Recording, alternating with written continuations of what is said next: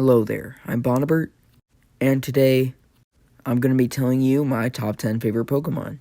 Now, I made it a short on my top 5 favorite Pokemon a few months ago, but that was before Gen 9, and Gen 9's out now, so I figure I'd tell you more of my favorite Pokemon and how it's updated. Well, that's it for the intro, let's just get right into it. At the number 10 spot, we have Palafin Hero Form. Now, I'm really happy that this is the first Dolphin Pokemon we got. And it's a superhero, it's really cool.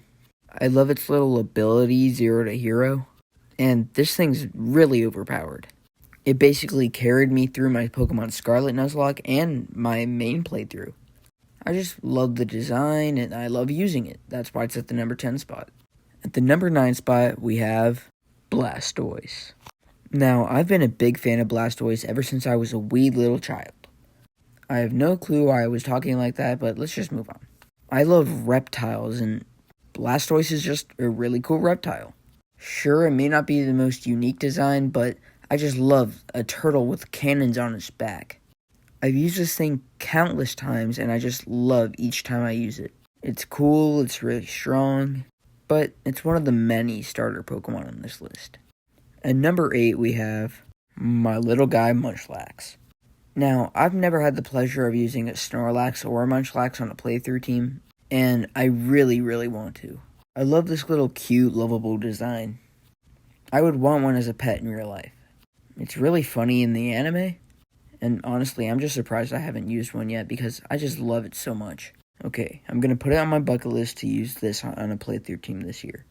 I could also put Snorlax at the spot, but I think I just like Munchlax a little bit better. At the number 7 spot, we have Goodra. Now, I just love the Goodra line in general, but Goodra is definitely my favorite out of it. I like how it looks really strong, but on the inside it's just a big softie. I would want to give one a hug.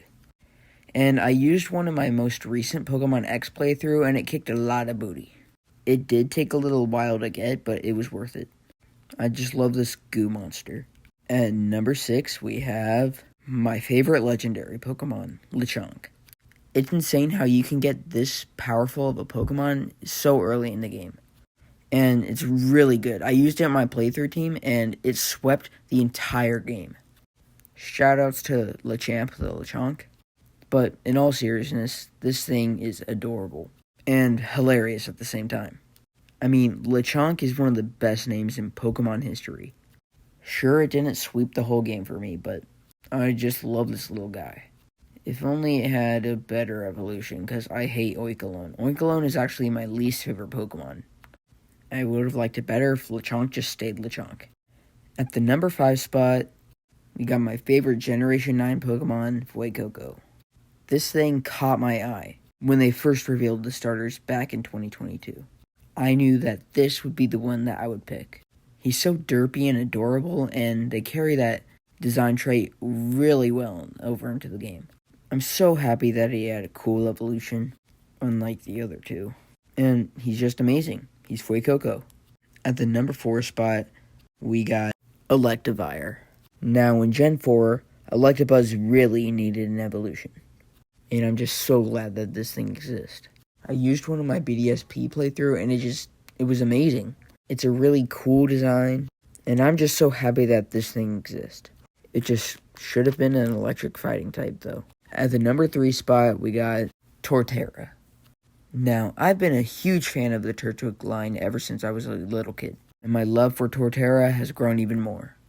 It was my Pokemon to beat Cynthia in BDSP, and I just loved the concept of a turtle with a landmass on its back.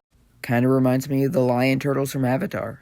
I love this guy. I can just picture myself taking a nap on its back. And if I haven't made it obvious with Blastoise, I love turtle Pokemon. Alright, let's move on to the final 2. At the number 2 spot, we have Gallade. This Pokemon is so cool. I love how it's the complete opposite of Gardevoir, and how it has elbow swords. Again, this is another Pokemon I used in my BDSP team, and it was basically my ace. This Pokemon is just really cool.